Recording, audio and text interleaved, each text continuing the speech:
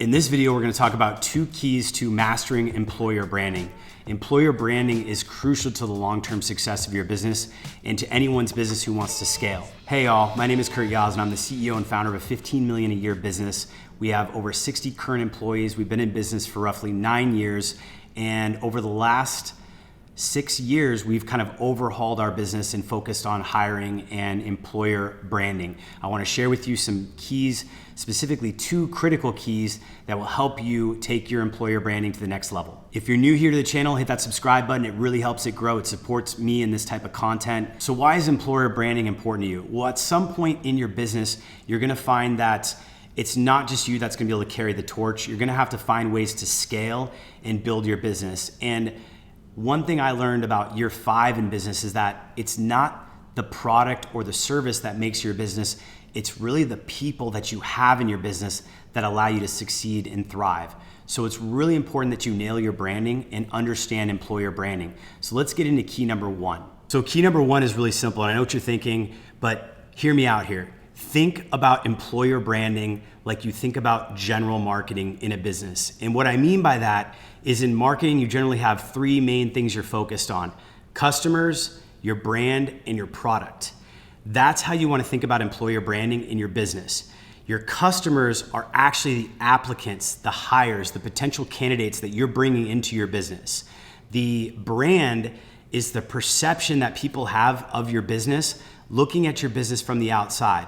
So when you think about that, think about, how do people see your business from the outside? Does it look like it's a fun culture? Does it look like it matches the culture of the type of people that you want to work in the business? That is the brand aspect of employer branding.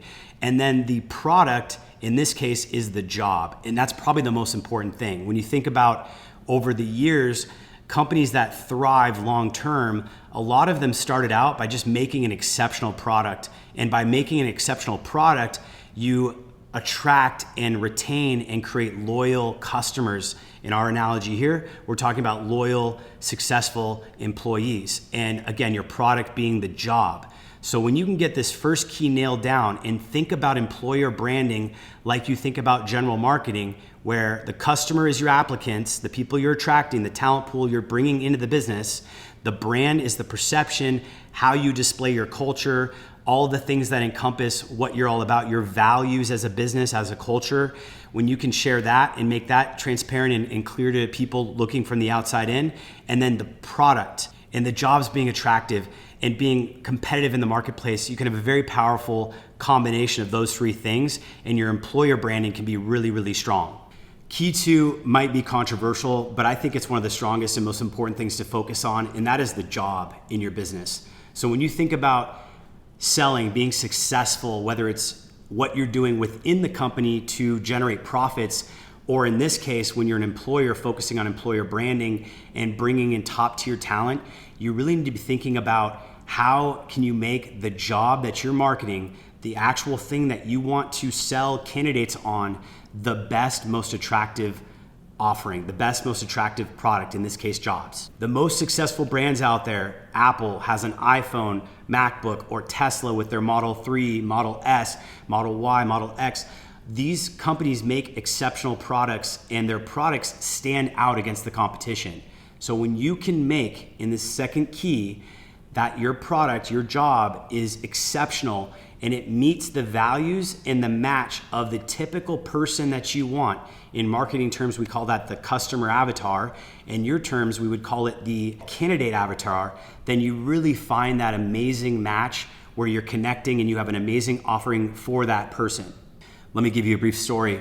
As an entrepreneur and someone who's been running their business for 8.5 years and now consistently over the 10, 15 million mark, we have 60 full-time employees. This wasn't always the case. And in fact, when I first started out, and for the first about 5 years, we were stuck. We could never crack that $5 million a mark business threshold in terms of top line revenue. And it took me a while to really figure out what was going on. And personally, I'll probably dive into some of these topics more in other videos, but it requires usually personal growth, where as an entrepreneur, you might not be ready personally to be the person that you need to be in order to lead a larger team, to lead a larger run rate in terms of your revenue. But when I was in my business, we had about 6 years in, this was early 2020, we had wanted to look at hiring more salespeople, but our sales process wasn't consistent. We were not hitting our numbers. We were struggling. And I had actually lost at that point a couple of longer term media buyers. And these were great employees. They had done exceptional work for me, but they had gone off to competitors because frankly, our product, the second key here, the job that we had was not fulfilling or delivering on what they wanted. And so what I found was that as the CEO and owner, if I was really gonna grow the company, I would have to get back into the trenches and really just focus on getting on the front lines to learn what it was gonna take to take the team and the sales process to the next level. And so what I did was I went back in and I went back pretty much full time into sales. I was about 80% focused on just selling, on being the best media buyer that I could be. And what I found was there was a ton of issues in that job. There was a lot of challenges that we had not worked out at the executive level to fix and make that job more efficient and better and more attractive, because the media buyers I had were great, they were loyal, they were working hard, and we still had a good gang of guys, but the challenge was they couldn't break through because they were doing all these different things in the business. And so about 2 months in, I realized right off the bat, we needed a better dashboard. We needed a better way to track sales, to track performance, to track our campaigns, and to make sure that we were actually delivering and tracking well, because I found myself on the weekends going through and reconciling different things and revenues, and it was a mess. And so I had to really explore fixing some of the automation things in the business to make it a more attractive role to the sales folks if I was gonna actually grow that team and expect better results. The second thing I did about 4 months in was realize that we needed help. These guys could not sell on their own, and you could not media buy and manage all the campaigns that you had without some sort of supporting role. And so we architected and built out and brought in team members for what we call an account manager role. And that really made it much more free for a media buyer to be more creative and focus on the core strategic selling that needed to be done in that role. The last thing that we really did that was really big was we ended up actually adding in a creative editor role. And this was something that was key too, because with media buying, yes, you need to learn how to make your own creative, or in any sales role, there's probably strategies where you need to do certain things, but not other things, such as prospecting, making appointment calls, setting appointments. There's certain elements in the sales cycle where you can have someone do the kind of grit, the busier work around those processes, but maybe the salesperson can thrive if you can free them up to actually do something better. And that's really something we had to kind of architect and think about. And so now when we think about our media buying role, they come with account managers, they come with editors to support their creative efforts, and they can strategically focus on the stuff that really makes the business money, creating new marketing angles, getting out there and actually being the creative geniuses that they're naturally kind of intended to be, and better managing their accounts and their budgets and their scaling and things like that. And that was a process that took about a year to figure out. Once I refined that process and I was able to build it out and really work through what that structure looked like, I was much more easily able to hire. And I ended up bringing on another 5 media buyers. So we went from 3 media buyers to now currently having 8 media buyers. And the media buyers themselves are more productive because they can focus purely on the sales process, and they're less kind of weighted down by all of the kind of minutia and busy stuff that we needed to find other people to support them with. So it was a big, big change, and it's something I recommend you do. If you're struggling to bring on salespeople, think about that part of your business and that aspect. I know we're getting into the trenches here, but it all ties back to what your product is, which ultimately is what's going to keep your employees and your customers, and we're talking about this analogy, loyal, successful, staying with you for the long term.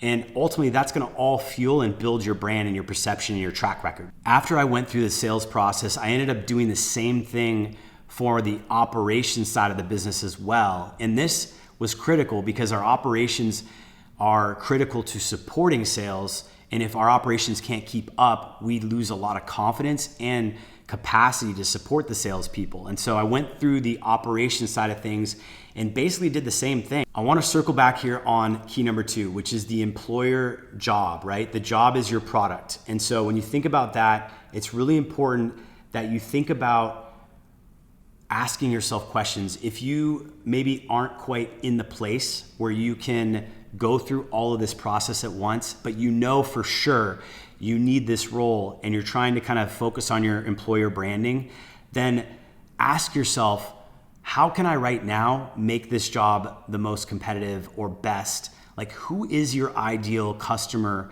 avatar for candidates, and what do they value? Do they match your values? And keep in mind, people are motivated by different things all the time. So not everyone wants to come to a company just for compensation. That's one of the biggest motivators in my industry. And so I had to really focus on that. I had to focus on making sure that my guys have a limitless potential to earn as much as they want. And frankly, to show new candidates, hey, here's what we're averaging as a company in this role. This is the kind of money people are making. Do you want to join?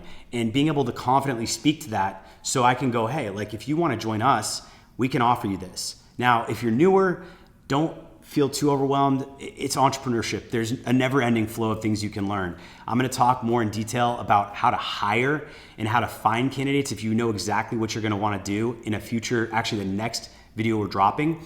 But I'm also going to talk about how to run your business in EOS traction and how to implement a system where you can clearly, easily manage. And I like to show this. So we'll be doing this in the studio and doing this on a screen share where I can bump into some of these tools and show you on screen what I'm doing. But for employer branding, I want to kind of bring it back to what we've been talking about and make sure that we really hammer home on the most important thing that you need to focus on, which is, again, your product, meaning your job, and then how is it comparing and how is it branded, and does it fit the customer, or in this case, the candidates, for what you're trying to market for. Some last minute plugs to mention on what you can do. So as far as employer branding, simple things you can do: create a logo for your company. Go to a company like 99 Designs, create a design contest, and it's usually around $300 to make a logo. That can add some officiality to your business. You can put it on your website, you can put it on your hiring sheets, you can put it on your LinkedIn, on your Indeed. It's good for recruiting. It adds a level of professionalism.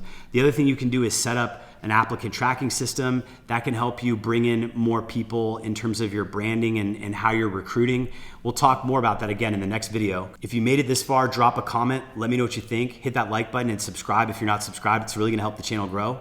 And I want to mention a comment from someone you may or may not know of, Ray Dalio, the famous investor and thinker. And in this quote, he says that if you're not worried, you need to worry. And if you're worried, you don't need to worry. So I say that to say this: if you're watching this video, you're probably way ahead of the curve. And even though you're feeling overwhelmed, it's probably okay, and you're on the path. And just know that this is a long journey and you're gonna grow with time. And as long as you're able to kind of take what we say and work with it and apply it to yourself and do your own research and see what works best for you and discard what doesn't, you're gonna continue to progress and you're gonna continue to grow. In conclusion, people are the foundation of your business. You have to have good employer branding, but don't worry about having a fancy marketing agency to do all of your colors and logos and everything like that. It's really about making sure that you focus in on that second key, which is the job. Make your job really good. Make it competitive. Understand what your competitors offer in terms of compensation, in terms of the role, in terms of the values they're bringing, and make what you offer even better. If you focus on that, just like other companies who have focused on making their product exceptional to their customers, you're gonna do exceptionally well. And that's really the crux of this. Thinking like a marketer, understanding that your customers are your candidates, your brand is the perception they get from your business, and then ultimately and most importantly, that the product, the job that you're offering is well designed and well built to support and be competitive in the marketplace. Thank you for watching, and we'll see you in the next one.